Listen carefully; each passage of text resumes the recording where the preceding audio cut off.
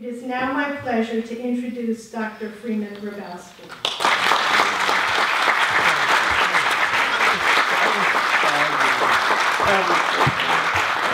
Great choice. Thank you, Joyce. I enjoyed her more than she enjoyed me. I really did. I don't tell people what I do because then they don't talk freely. So I really did enjoy the conversation. Let me say how privileged I feel to be here. I know your president. I've known her for some time. She is a highly regarded, visionary leader in higher education. Would you give her a round of applause?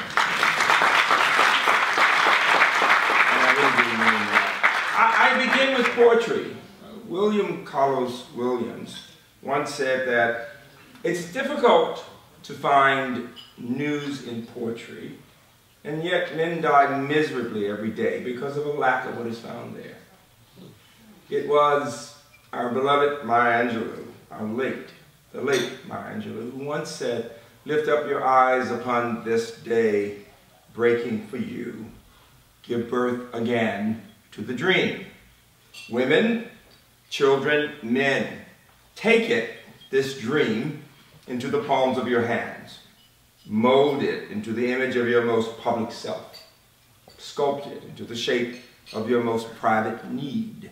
Here on the pulse of this new day, you may have the grace to look up and out and into your sister's eyes and into your brother's face and say simply, very simply with hope.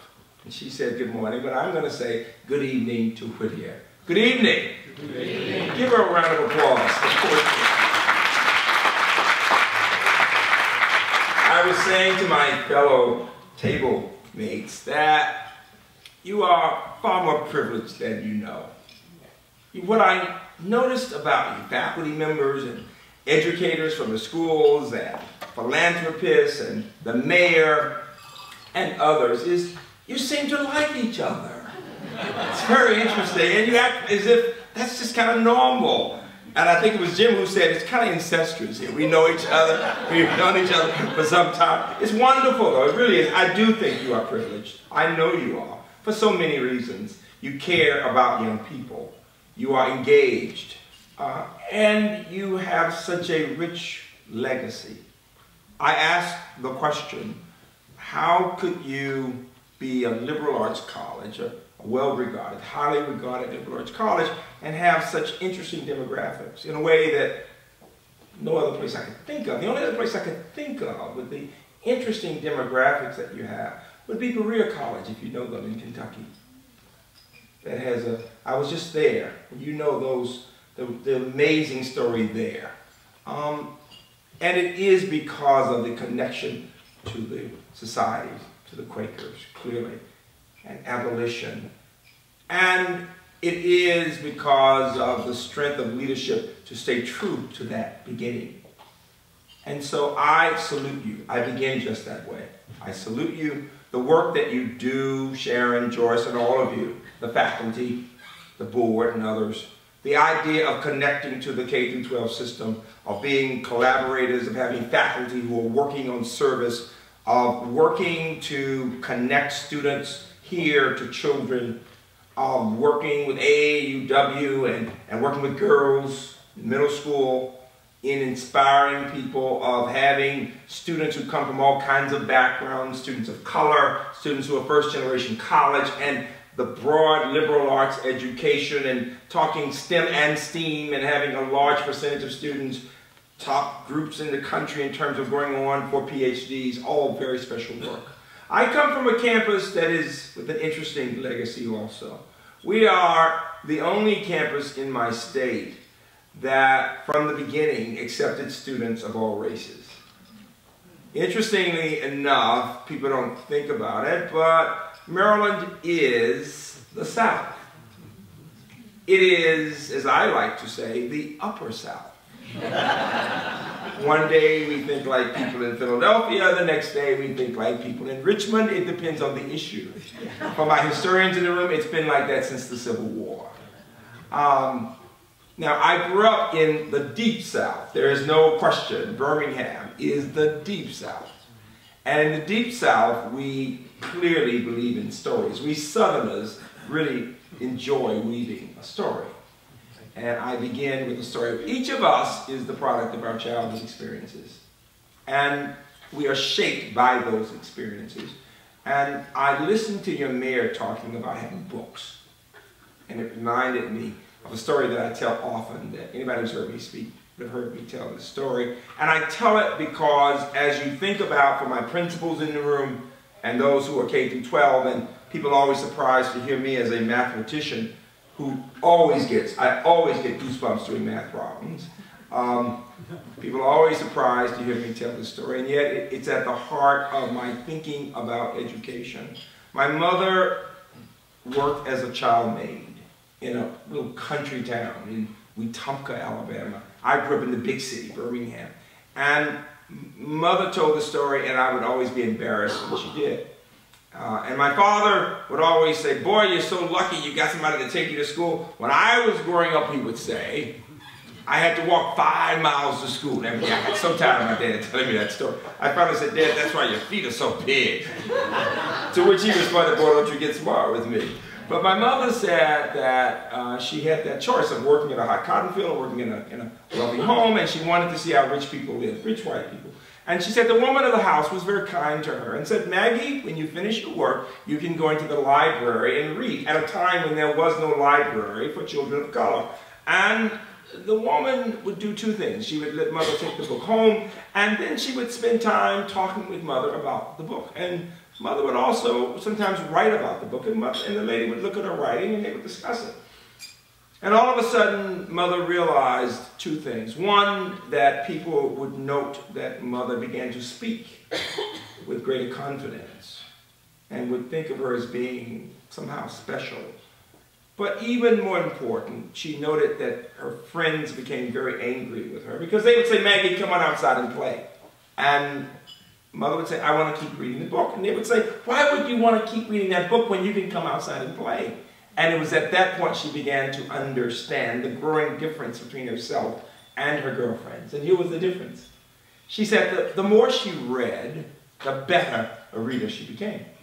And the more proficient a reader she became, the more she enjoyed the experience. And the more she enjoyed reading, the more reading she did. The problem with her girlfriends was they never read enough to become good enough at it to want to continue doing it. And that was the problem. And so mother went on, finished her high school, went to college, and became an English teacher. The work she considered more noble than any other. And so all of my life, my mother was quoting around the house, and I would get so tired. My cousin and I would get so tired of her quoting people and trying to get us to memorize things. And she would use characters in books to punish us. She would refer to characters in books. She would call me Raskolnikov when I was getting arrogant. And I'd be so embarrassed because I knew what she was talking about. My friends would be saying, what is she talking about, right? She would call me Mr. Bledsoe from you know, right? From The Invisible Man. I mean, it would go on and on. And she would sometimes quote Zora Neale Hurston from Their Eyes Were Watching God. And she would begin, ships at a distance, have every man's wish on board. For some, they come in with the tide. For others, they sail forever on the horizon, never out of sight, never landing, until the watcher turns his head away in resignation, his dreams mocked to death by time. That is the life of men. And then she would say, and women. And her point was what? That there are two groups of people in our society. People whose dreams become reality, all of us. And then there are others whose dreams are, in the words of Langston Hughes, forever deferred. And the difference between those whose dreams are fulfilled and those whose dreams are deferred, so often, is education. Where would anybody in the room be if he or she had not received an education? What you're doing here is working to help so many young people, many of whom are not from families who have been privileged to get an education, to come here and to dream about the possibilities.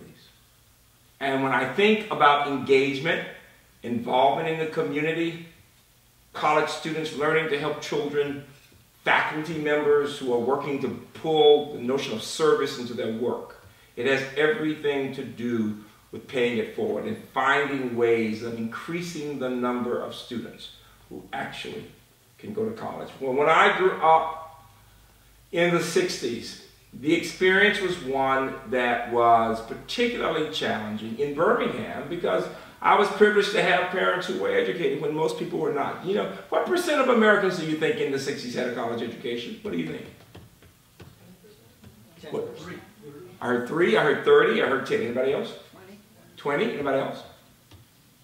Believe it or not, it was only 10% in the 60s.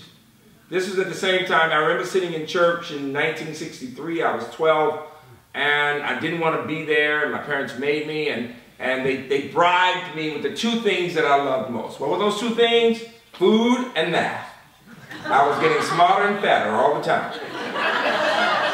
And I was eating my M&Ms, the good kind, the peanuts, and doing my math, and this guy says, and if the children participate in this peaceful protest, all of America will understand that even our babies want a good education. I said, who is that guy? Because I was tired of getting the hand-me-down books from the white kids after they finished with them. And they wouldn't let my parents buy my new books because then they would say I was better than the other kids. So I had to use these old raggedy books.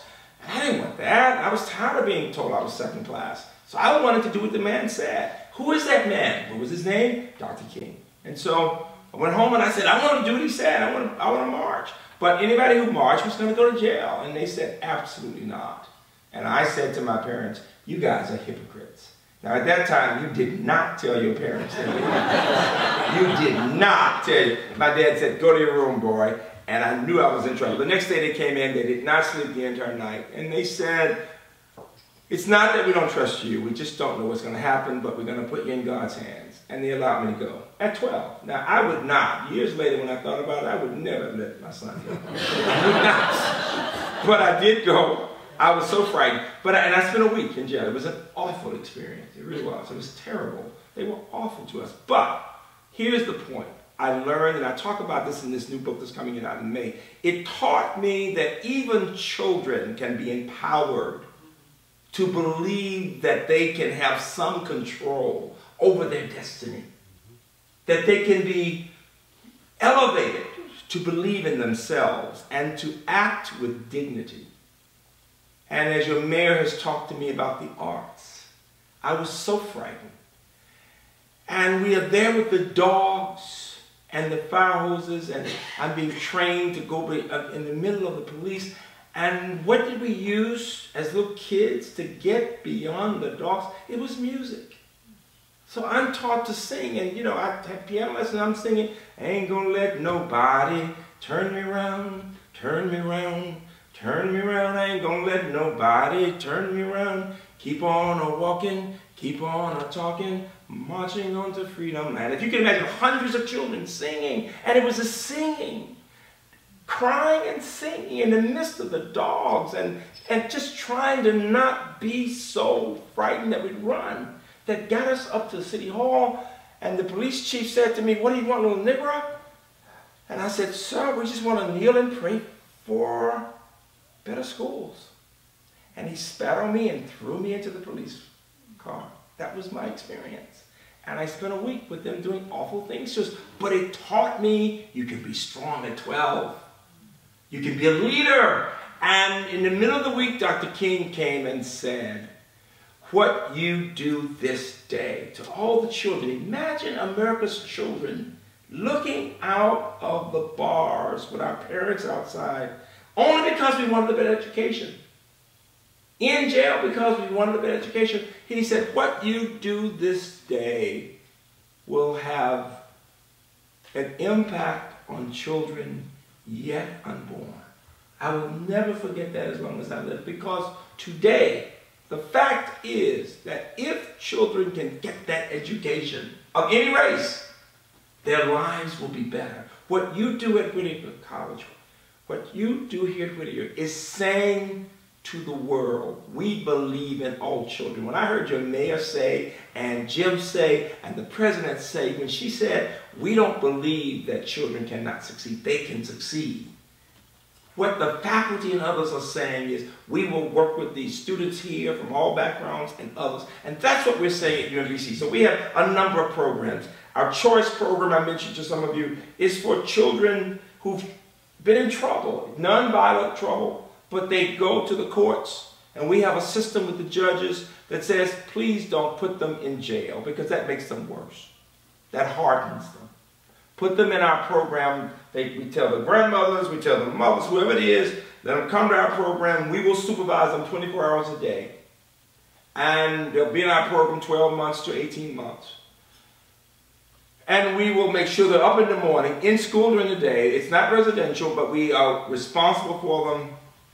We tutor them, we mentor them, and literally, we can show statistically they're much less likely to get back into trouble. And we work with them on their reading skills and their thinking skills and on their attitude and teaching them how to be respectful of authority. Old-fashioned values. My first 2 books were on raising children, boys on the one case, girls on the other color, and it was about old-fashioned values. Because when people ask me what is it that people need in the 21st century, it's the same thing that everybody in this room had. The same values. Do you know in my books when I'm talking to kids who've done well, minority kids, most of them were churchgoers. They were old-fashioned values that they had that talked about respecting authority and hard work and discipline and persistence. I mean, really old-fashioned values. And I didn't start off saying they got to have religion, but so many of them have something, either spirituality or religion. And so what's interesting is that as I look at what we do on our campus to help those children who are from homes that you couldn't imagine, homes where children sometimes haven't been taught to brush their teeth in the morning, haven't been taught to take a shower, just basic stuff. And my students are middle-class kids. They are high achievers. We now, when I started at UMBC, we were considered the most racist campus in the state. It's a predominantly white campus.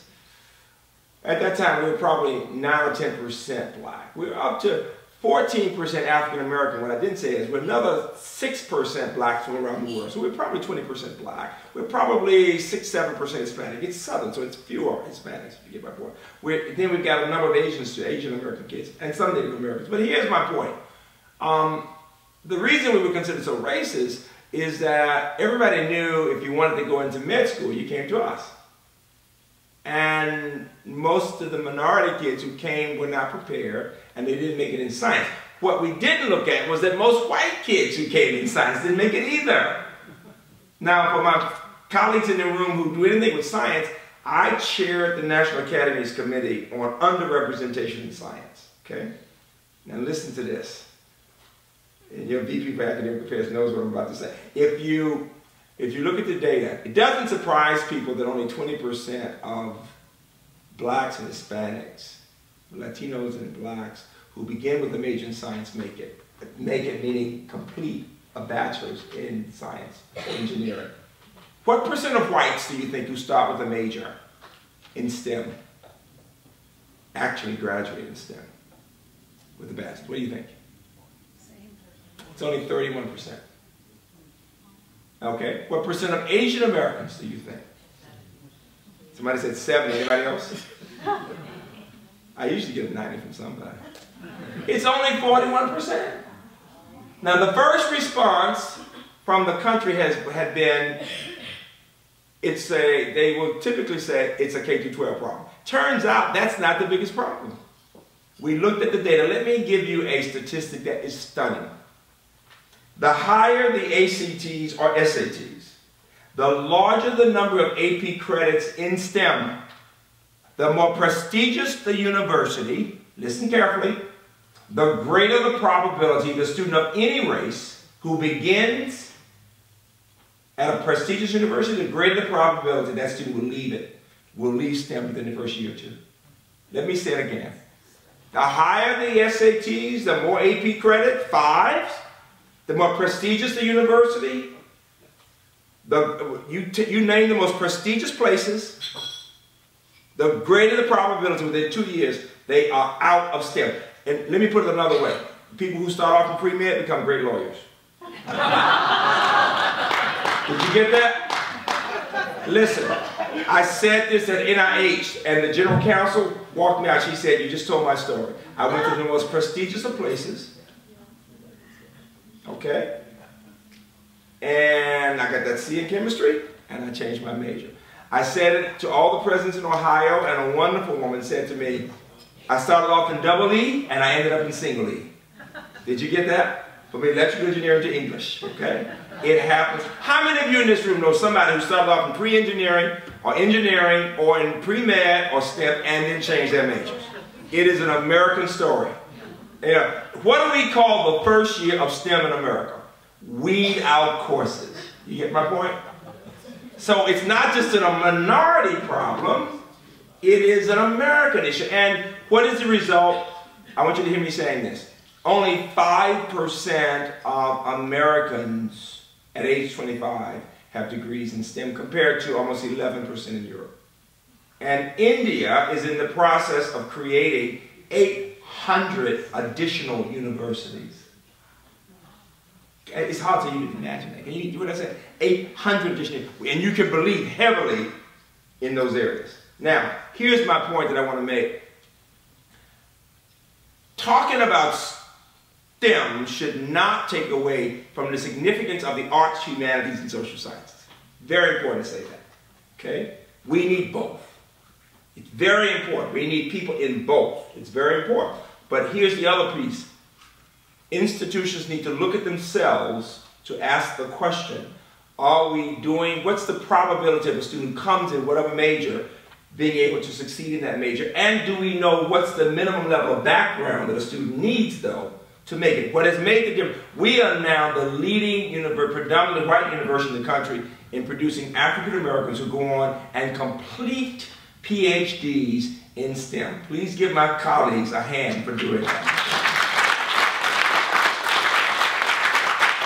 And I'm going to make several points, and then we're going to break it up and just to have some discussion. The reason is, if you look at the 60-minute speech on the campus, it's that My Help program, which focuses on group work, collaboration, the fact that it takes faculty and their involvement with faculty. The book that is coming out is an interesting one because people have wanted me to have all black kids on the cover with a black faculty member, and I refused to do that. I wanted one of my colleagues, and my colleagues are mainly white, and it's actually a white guy who is wonderful in producing biochemistry students of color and white students who go on, and I said, no, I want the truth. We know this. Most of the power is still white guys in science. We're working to get more women in science, right? And we need to have white guys who embrace this issue if we're going to really get more women and others into it. This is the truth. We've got to have honest conversations about these things. So the cover has a white guy and a young black kid, and then it has one of my wonderful Korean immigrants, young woman, on the cover. All of them studying the AIDS virus. You get it? Because my dream, the book is called Holding Fast to Dreams, Empowering Youth, from the Civil Rights Movement to STEM Achievement. Because the dream is that kids of all races, with faculty from all races, work together. That is the point about America. That we want people, what you're doing right here. It is the people, Latinos, blacks, whites, Asians, whatever, Native Americans, that all people learn how to connect with each other. Your brand is about just that. Getting people to connect, and the idea of service. That's what I like. And so the other piece that I want to bring up, because I want to get you to have exchange with me, is that we have competitions for several things, and we've come up with these funds to use. So we have a competition for course redesign. We have redesigned first-year work, not just in STEM, by the way, but in psychology. We have redesigned first-year writing to get away from lecture, to look at ways of digital humanities, for example. We have redesigned some of the second-year work, including even organic chemistry. We've redesigned spaces. We're using a lot of Howard Hughes work. We have a 21st century life science interdisciplinary lab, Howard Hughes lab, that people can come now and look at how we're doing things in the technology. We've got a big Howard Hughes Nexus project in the use of computational science that connects biology, chemistry, physics all together in preparation of pre-med majors. But most important, that you'll appreciate, we have a fund for faculty and students to work together in creating and changing courses that will infuse service, as you have here, involving the Baltimore-Washington corridor and solving problems in the social sciences, in the humanities, but also in science and in engineering. So everything from engineering with borders, where they're doing clean water structures in rural Kenya, to disruptive technologies in India, to looking at the impact of the change in the manufacturing industry with Bethlehem Steel and the impact on families, to access for senior citizens in inner city Baltimore and creating structures there. So from engineering to history, to work involving Asian studies and certain populations, the Korean population in business, and for faculty to be able to get grants to rethink courses. The idea of to a range of courses involving the law school downtown, social work, the medical school, to connecting it interdisciplinary ways, in fascinating ways, leading to student groups working with faculty. Now that's one piece of it. The other piece that you'll really appreciate is where the students decided to use their money, and they get about $1 million a year for, usually for parties, but they said they wanted to use their money to do two things. One, they said they were tired of students complaining about everything. So they have a big program called Prove It. That rather than people complaining, they said, why not have students working with faculty and staff to propose solutions to the problems? Isn't that a nice idea? And it had to have a faculty member, a staff member, and some students who would propose solutions, right? And one of it had to do with, and then finally what they said was, Doc, you're inconsistent in your message. I said, what do you mean? They said, you're saying you want us working in groups, and you all have these studies, you still want us to be quiet and not eat and drink, and you got the inflexible spaces, right? We will give you a certain amount of money if you allow us to help you redesign spaces with, right? And so we had teams of people, students, with the faculty who did the redesign, taking their money. And the best news is it's worked so well that now the spaces are so overcrowded, they take pictures and email to me at midnight saying, we got some more money. So here's the point I want to make to you. Innovation for me started when I heard Dr. King say, the world of tomorrow can be better than the world of today. Before he spoke, I thought I always would be in a world where I would get secondhand books. I had never spoken to a white person in my life. I thought my world would always be for people looking like me, which was wonderful, but that I would never have the opportunity to understand that I could be at a university with people from 150 countries. That was not even a possibility. You know, it was I. Robbie who said that when he was growing up in New York, all of his friends' mothers would ask them at the end of a school day, what did you learn in school today? He said, but not my Jewish mother. He said, my mother would say, Izzy, did you ask a good question today? And the practice of encouraging his curiosity made him the thinker he became. Well, that's what we're working to do at UMBC. It is to encourage the curiosity not only of our students, but of ourselves.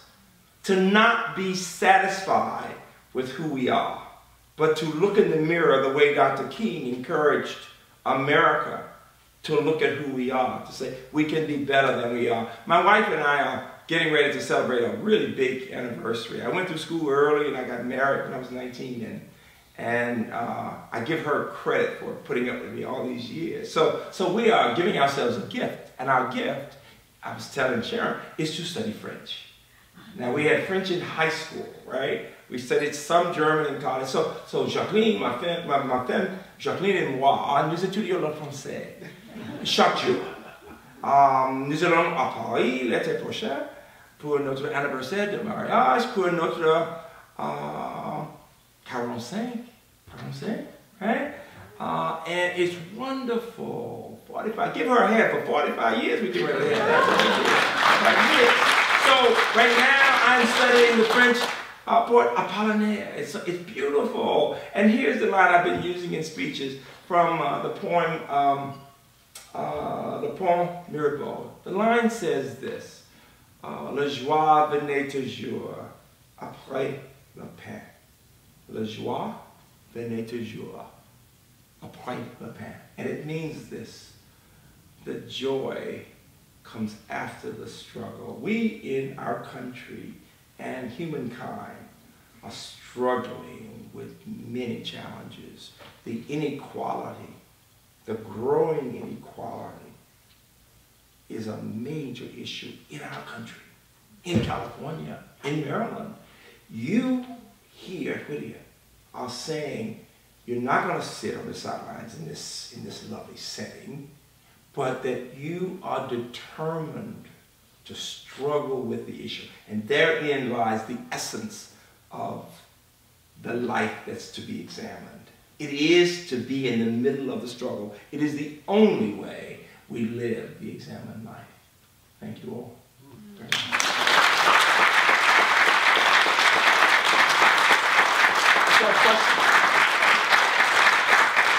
Questions? I'd love this. It's only fun if we have some exchange, all right? I mean, and you're really good at looking like you were really interested. Thank you. Let's some questions, please. We have time for a few questions. Are there any for Dr. Hrabowski? Comment or question, please. Sure. Okay. What I would love to have you talk about is across the nation,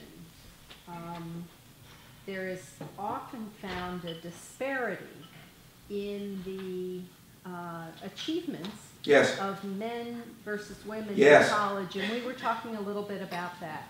Can you speak to how you have dealt with that issue at UMBC? Yes.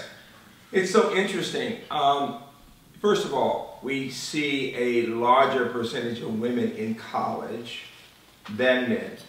And the point I make to people in education, K through 12, and at the university level, is that we need to bring specificity to the analysis.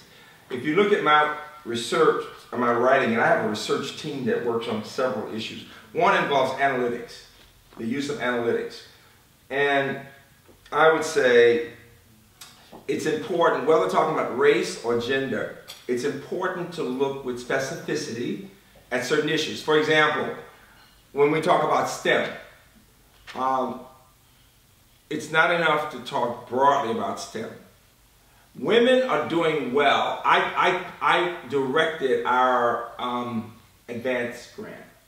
The scientists in the room know that the advanced grant is the NSF-funded program to increase the number of women faculty in STEM areas. Because especially at research universities, but some liberal arts colleges, you don't have a lot of women at the higher levels. Depends on where you are. And it came because at MIT, the studies show that, which is the place that has the most advanced women in engineering, there was a gap in the support given from the beginning to women in engineering. I mean, big gap in the level of support. In other words, people with the same credentials, the men came in with much more space given to them, much higher salaries, more everything. And so NSF ended up funding a number of universities to examine it and to give women more support. And we got one of the grants, and I shocked people and said, I want to be the PI. And they said, what do you mean you want to be the PI? You're not a woman. And I said this: men should be as concerned about the issue of the paucity of women at the top in STEM as women are. Because it's not simply a women's issue. It is an American issue. Just as whites should be as concerned about Latinos or blacks, as because they are American issues. You get my point? It's a model. It's a way of thinking. It's not about just that one group. It's about all of us. That's the point. And it's worked well. So we went from, because we said we didn't have a problem, the women on my campus said, yeah, we do have a problem. Yeah, we do. And we said, and the guys said, no, there are plenty of women over there in science and engineering. When we got to specificity, here was the deal. We had instructors, we had lecturers, we had grad students, we had assistants, but we only had 12% tenure track and tenured faculty. You get it? They were not in powerful positions. That was the problem. And now we're up to 39%. Because of examining policies and really rethinking it all. But when we asked the departments, do we have a problem? It was as if we were in kindergarten. The boys were on this side and the girls were on this part. The guys said, oh, we fine.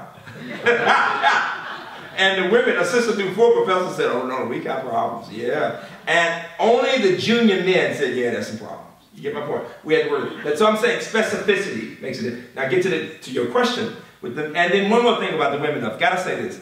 We're much better off in chemistry and biology than we are in physics, and where we are really hurting in America is in computer science. We have gone from 36% in the 80s to 18% today. We've had a 50% drop in the percentage of women majoring in computer science in America. And what's astounding is America doesn't seem to care. Everybody knows it. It's been talked about in New York Times. Nobody seems to care. And yet most of the jobs are going to require some technology. Now, I'll give you one solution. One of the things we've done, we have a Center for Women in IT now.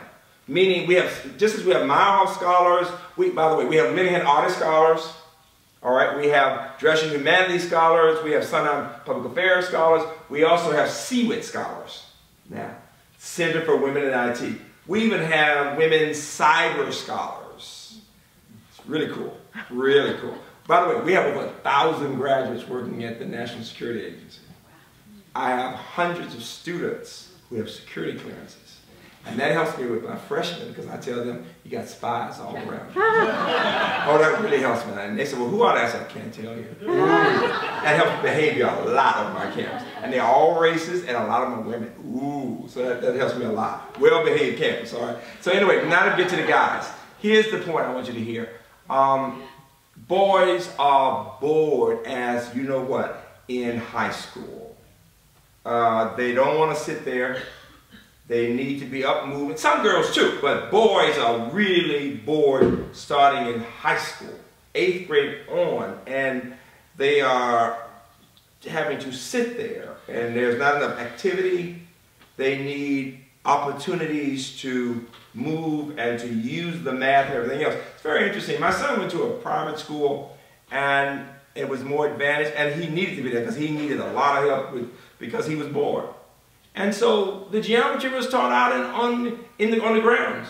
They were doing all kinds of stuff. And when he got into difficulty, they didn't put him out of school. They gave him horse duty, which is what a boy needed on Saturdays to clean up stuff. You get my point? You know, I mean, boys need stuff like that, right? And similarly, what I would tell you is this. And so many more are not going to college because they just don't want to be there. I was speaking at a Catholic school. This was an upper middle class white kid who got up when I finished and the place was packed and he said, Dr. Hrabowski, I'm going to ask you a question, but I want you to tell me the truth. I said, okay. And all these parents were there and he said, I'm a B student and I hate school. And I'm a senior. And my dad's professional, my mom's a professional, and my counselor is insisting that I go to college. And I will be miserable if I do. When I said, well, what do you want to do? He says, I want to go into construction. Are you going to make me go to college? Now, all eyes on me, right? What do you say? So I said, okay, I'm going to be honest with you. I said, you need some post-secondary training. I said, why don't we talk about a post-secondary program at a community college first, in construction management. I said, and I'll tell your parents that you can get some good training, get a job, and that I believe you're so smart, you'll eventually get your bachelor's. You just don't want to get that first. But you'll do much better if you, I said, because the idea of you going to college and hating it you're not going to really take advantage of it. But it'd be better if you did something you like first, get those skills, and then with time you'll do that, right? You know, which I really do believe that. I think the idea of making people do something that they hate, they're not really taking advantage of it. It just doesn't make sense. We push people to do things when they need to do something they like. Give them time, and then they can mature. Yeah, I'm amazed when I see some of the veterans coming back who now love history. Even when they're doing something, they love study, they want a life, right? You know, it's amazing. But we assume everybody wants to do the same thing at 18. And I think we need to rethink that. That's the point I'm making. And that's the problem that I see. Long answer, but that's it. Another question, please, somebody. Yes? You're coming from an underserved community. Can you talk about what it was like coming to a point where you could then become an advocate for the communities that you were trying to serve and the difficulties you encountered during that process? You know, I think the first time I really appreciated being an advocate was when I was in graduate school at the University of Illinois. And I had such a big mouth when I was teaching math. I was in grad school in math, but I was teaching for a program called Upward Bound. And all of the kids, black, Latino, and white, were the children of people who worked for the professors at Urbana-Champaign. And I was with such a big mouth. I always was telling people what they should do. They finally said, well, then you run the program. And I ended up becoming director of the program. And I was young, and I was in grad school, and I finished college when I was 19. So I was young. I was like 20. And I was running this program. And what was interesting was that what I saw that was the most critical part of my education was that these kids did not have a strong sense of self. They didn't believe they could get an A in math or in chemistry. Because what they said to me was, how do you expect us to compete against these kids? Their parents have PhDs. And they're white. Even the white kids. I said, well, you're white. In some cases, they said, yeah, but I'm poor. It was amazing. I mean, and so what I realized then was that, yes, we have to teach children to read. Yes, we have to teach them to work hard. But at the heart of an education is the need to help every child believe in herself. To know that she can do anything if she believes in self. That sense of self, that I can do this. That I'm a special human being because I know I can work hard. Smart to me means that I will work as hard as I need to work, that I'll be excited about the ideas, and that I can get this. You know, the problem I have with Americans and the way we think about math and science is we think a few people can do it and most people cannot. I've said this to big groups of math teachers. We have a way of looking at people. Let me show you something. Watch this. How many of you in this room knew by the time you were in the 11th grade that you were either a math, science type or you are a history, English, and arts type? Raise your hands. Look at this. It's an American issue. Now, some of these have faculty, they were smart in everything. I know it. I know you think I could have gone either way. You know, but most people, and if I ask you, well, how did you know? You're going to tell me, well, I was just better than that, right? I tease my math friends all the time. We don't know, but Mayor, the teacher looked at you and the look said, honey, I'll help you this year, but don't come back next year. Right?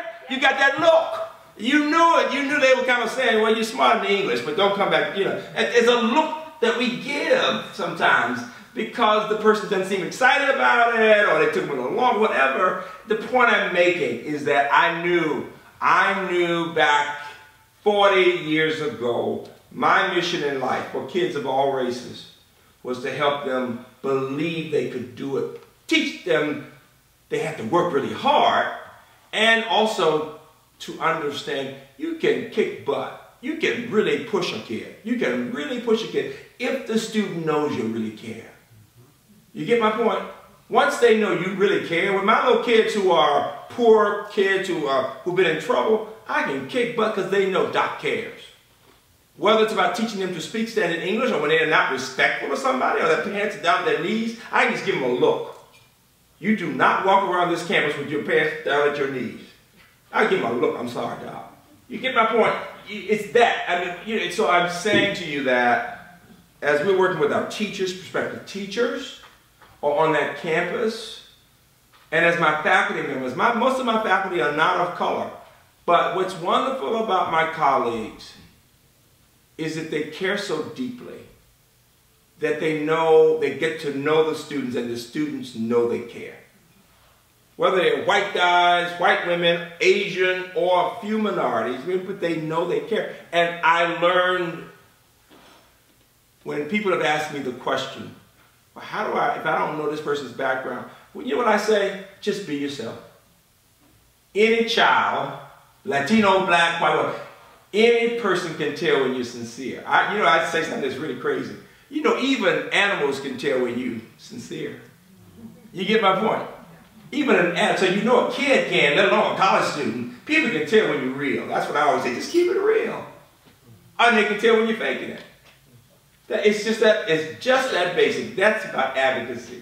Just keep it real.